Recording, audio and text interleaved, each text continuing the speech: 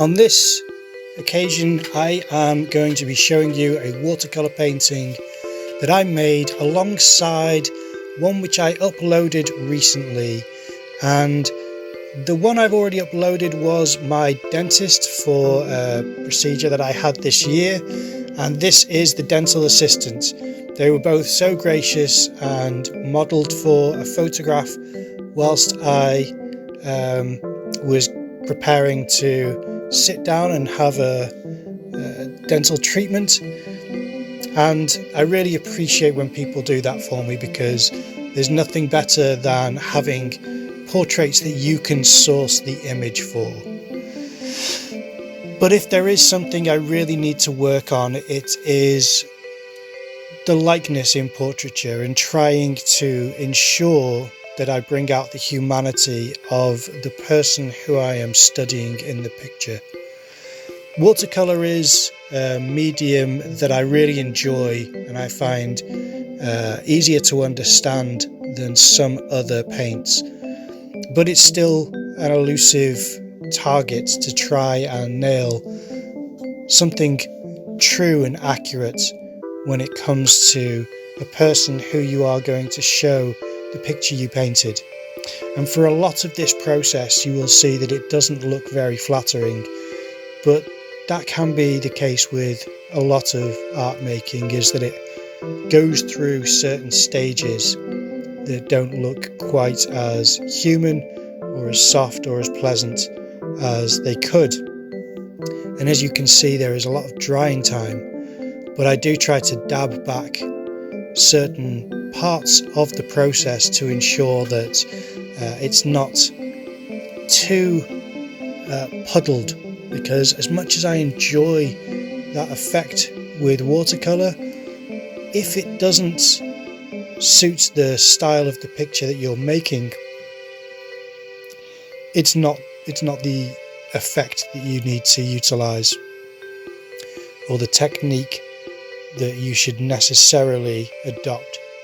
And for portraiture, I think it can be a very stylistic choice to allow the paint to puddle on the surface, because you're going to find textures and shapes which are not true to human skin. On this portrait, I've added a lot of warmth to the face, but I've done it in layers. I've done a peachy layer, a yellowy layer, a really red layer, but I've done them watery so that they sit translucent on top of each other, and that's what gives it this skin-like texture. If I would have just mixed that colour and laid it down, it wouldn't have the nuanced tonality that you can see already on the face. I feel you can anyway. I feel as though there are subtleties in the light and in the different shapes on the face already, which watercolour offers in such a nice way.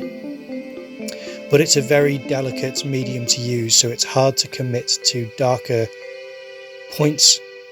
Just like I'm doing here, I'm trying to add darker parts of the portrait, so I make sure that I am looking closely at the source, the reference that I'm using, and picking the parts which are very dark that I can start to draw in with a brush.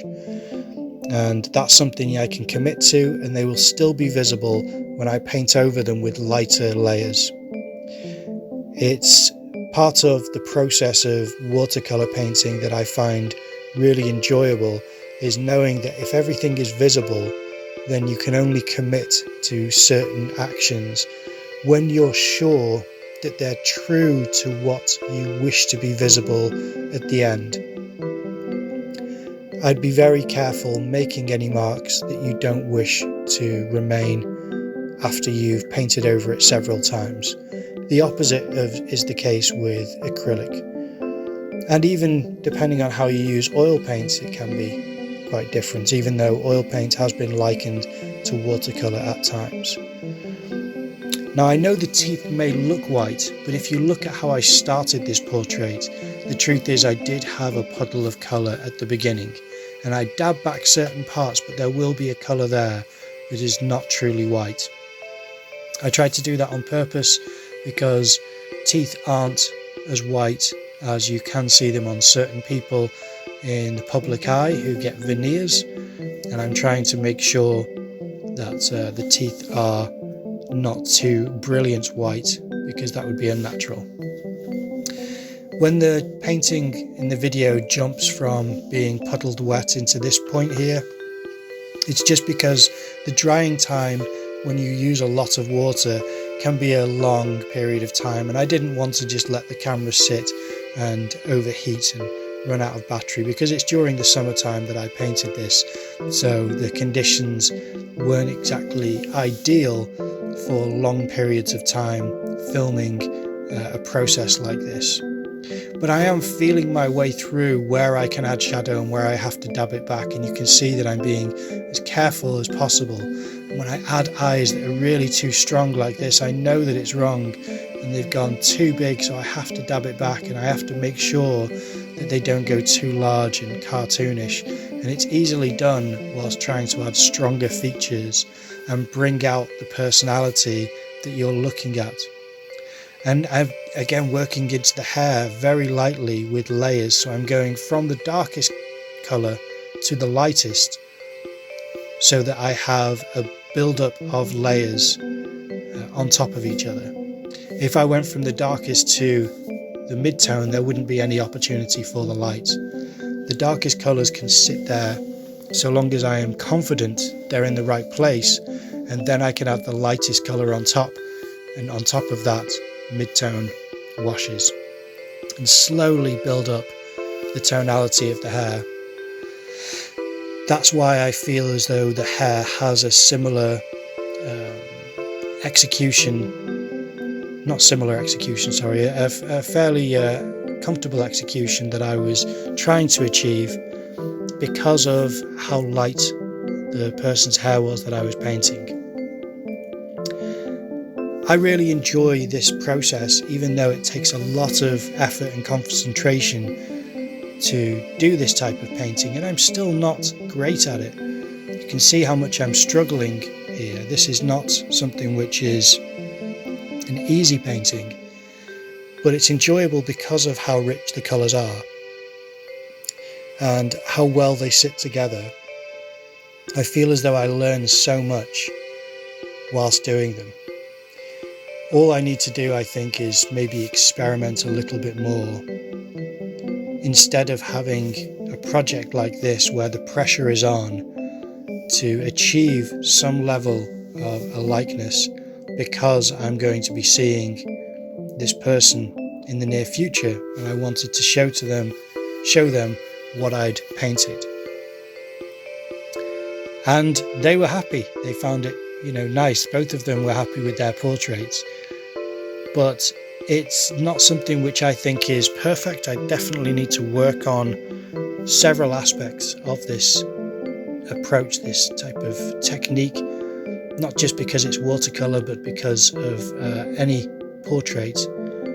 You have so many options available to you, and deciding what you want the painting to look like at the end, even if you have epiphanies midway through, that's part of the process. If you at least have some loose target you can start aiming towards, that can be very useful when you are making big decisions and when you are trying out certain things. And on this occasion I thought, no, I'll just try to get some kind of soft, pleasant likeness that's a relatively classical approach, and not include a background, which was a difficult decision because having a background colour would have helped. The reason being, if you have a character sat on a white background, it's very unnatural. Part of the reason I mentioned the colour of the teeth earlier is because it would have been unnatural to have such a white colour pushing through the portrait. And I think now if you look at the teeth, you can tell they're not exactly white. They're certainly lighter than a lot of the colours on the face, but they're not exactly white. They're not the same white as the background. But that's how it worked out. I think it's quite nice. It could have been so much worse, Thanks for watching. See you tomorrow.